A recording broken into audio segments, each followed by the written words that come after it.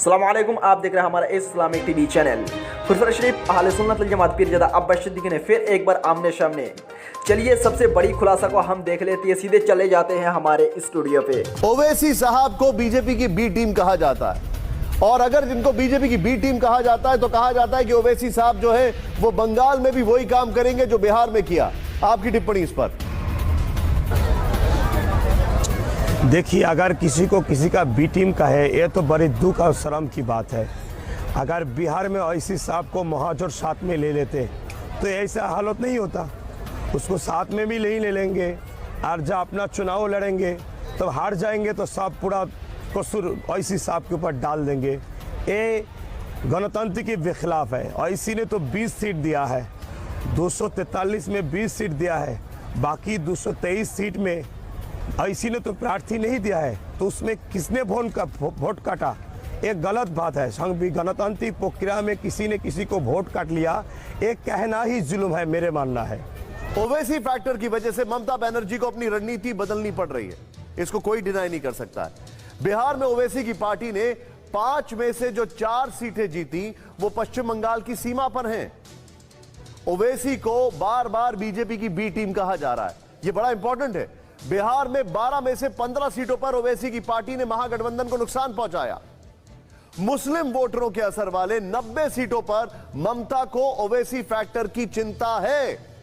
2016 में टीएमसी को 212 सीट मिली थी, जिनमें 98 सीटों पर मुस्लिम निर्णायक भूमिका में है।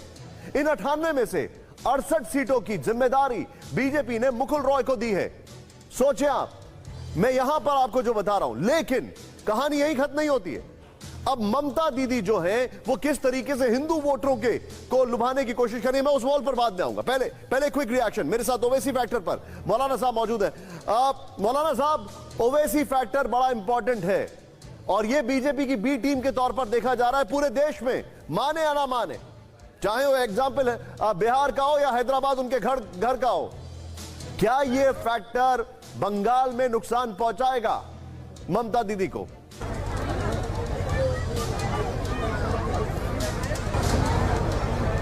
मौलाना साहब, देखिए, मेरा मानना है, प्लीज सुनाई, हाँ सुनाई दे रहे। मेरा मानना है किसको किसका फैक्टर है वो अपना अपना जगह है। राजनीति चुनाव में भारत का हार जो शहरी है सबको अधिकार है। अगर ममता समझते हैं किसी के लिए अपना गति का नुकसान हो जाएगा तो उसको साथ में लेके एक साथ मिल के लड़े। मगर मेरा जो मानना है, मैं बंगाल का रहने वाला हूँ, किसी ने गरीब के बारे में नहीं सोचा है। इसीलिए हम सोच रहे हैं जो अपने 2021 में गरीब के लिए, मुस्लिम दलित आदिवासी के लिए हम चुनाव लड़ेंगे। इसीलिए ऐसी सब आए, मीम आए, कोई आए, इसमें ममता का नुकसान हो फायदा हो, ये ममता को सोचना चाहिए। इसमें हमारा कोई लेना देना नहीं है। अगर ममता चाहे जी इसमें ममता दीदी का नुकसान हो तो इसी को साथ में लेके एक साथ चुनाव लड़े। अरे दुनिया में सबको साथ में लेके चले। ओवैसी साहब तो ओवैसी साहब का ममता के साथ चुनाव लड़ना होता तो वो महागठबंधन के साथ बिहार में चुनाव नहीं लड़ते, लेकिन वो तो किसी और के साथ काम कर रहे हैं। ये आरोप लग रहा है उनके ऊपर। अरे आरोप तो ये लगा रहे आदमी को गुमराह बनाने के लिए। कैसे? अगर ममता दीदी ने हम पर के टाइम जितना घोटाला किया है, बना रहे हैं। ओवैसी साहब ने जो चुनाव लड़ा उसमें क्या महागठबंधन को 12 से 15 सीटों पर नुकसान नहीं पहुंचा बिहार में? बताइए मुझे। और अगर क्या ओवैसी साहब गुमराह कर रहे हैं, मतलब हम लोग गुमराह कर रहे हैं, लोगों को गुमराह किया जा रहा है, तो ओवैसी साहब महागठबंधन के साथ क्यों नहीं आ गए?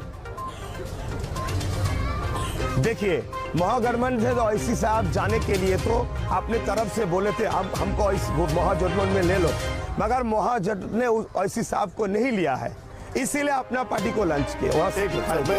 दूसरा बात है, जहाँ 20 सीट थे।